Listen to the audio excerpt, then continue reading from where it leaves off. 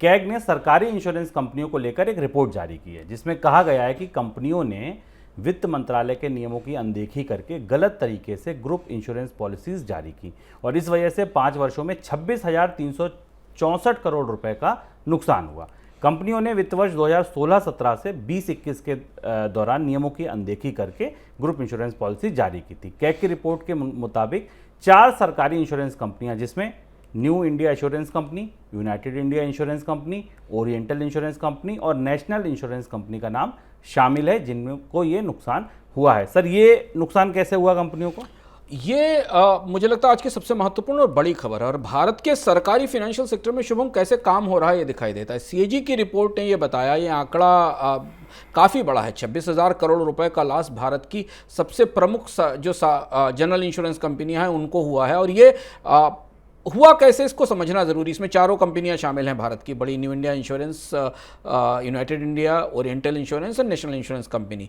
इन्हें पिछले 5 साल में 2021 तक 5 साल में 26,364 करोड़ रुपए का घाटा हुआ और काफ़ी बड़ा नंबर इन कंपनियों को ब्लीड करने के लिए हुआ। ये कि इन सारी कंपनियों ने वित्त मंत्रालय और नियामकों के नियमों का उल्लंघन करते हुए अपनी पॉलिसीज जो बेची उनमें प्रीमियम कम वसूला और क्लेम ज़्यादा सेटल कर दिया। यानी इन्हें हर पॉलिसी पर, औसतन ज़्यादातर पॉलिसीज पर नुकसान हुआ। और यहाँ पर जो रेगुलेटरी नियम थे, जो प्रूडेंशियल नॉर्म्स थे, जो फिनांस मिनिस्ट्री ने बता रही थी, इनका पालन नहीं किया गया।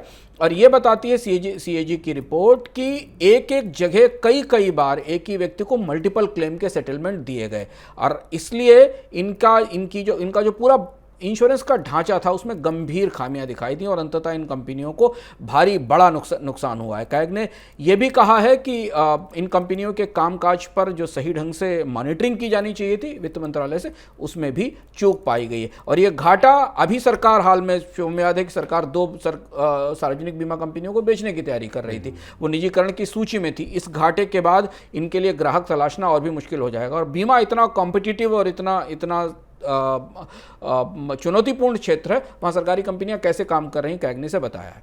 सर, कामकाज पर भी टिप्पणी करिए। हाँ, कामकाज पर गहरी टिप्पणियां की और कामकाज पर यह कहा गया है कि पूरी की पूरी बीमा कंपनियों का कामकाज में ना तो सही ढंग से वैलिडेशन होता था, ना ही सही चेक होते थे।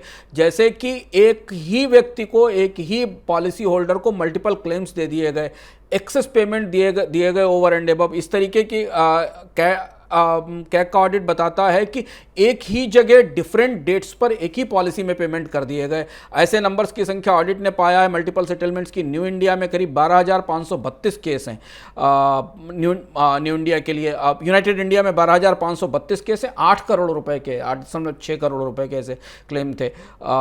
जबकि न्यू इंडिया के लिए 792 केस थे, यूनाइटेड इंडिया के 12,532 केसेस थे। तो पूरा का पूरा जनरल इंश्योरेंस का सरकार का इसका ढांचा शुभम इस रिपोर्ट, सीएजी की रिपोर्ट के बाद गहरे सवालों के घेरे में आ गया। यहाँ कामकाज कैसे हो रहा है, टीपीए के साथ मिलकर कैसे भुगतान किए जा रहे हैं, कैसे सही ढंग से सम इंश्योर्ड नहीं बनाए जा रहे हैं और नहीं दिया जा रहा है। मुझे लगता है कि सरकार को सीएजी की रिपोर्ट के बाद सरकार इस पर जवाब देगी। इसमें एक और चीज पाई गई कि 139 रिटेल क्लेम्स के मामले में न्यू इंडिया ने सम इंश्योर्ड से ज्यादा भुगतान कर दिया। यानी जितना पॉलिसी का सम इंश्योर्ड अमाउंट था, जितने की पॉलिसी थी, उससे ज्यादा पैसा 139 मामलों में लोगों को दे दिया गया। यूनाइटेड इंडिया ने सम इंश्योर्ड से 2,223 मामलों में ज़्यादा भुगतान कर दिया। 36 करोड़ रुपया यूनाइटेड इंडिया ने ज़्यादा पे कर दिया, जबकि सम इंश्योर्ड पॉलिसी मान लीजिए अगर 100 रुपए की थी तो भुगतान उससे ज़्यादा का हो गया। सबसे ज़्यादा समस्या पाई गई है इनके कामकाज में ग्रुप इंश्योरेंस पॉलिसीज़ में लेकर। ग्रुप इंश्योरेंस पॉलिसी जिस तरह से अंडरराइट की गई और उसमें उनको जैसे संचालित किया गया, उसमें सीएजी ने गंभीर खामियां पाई हैं।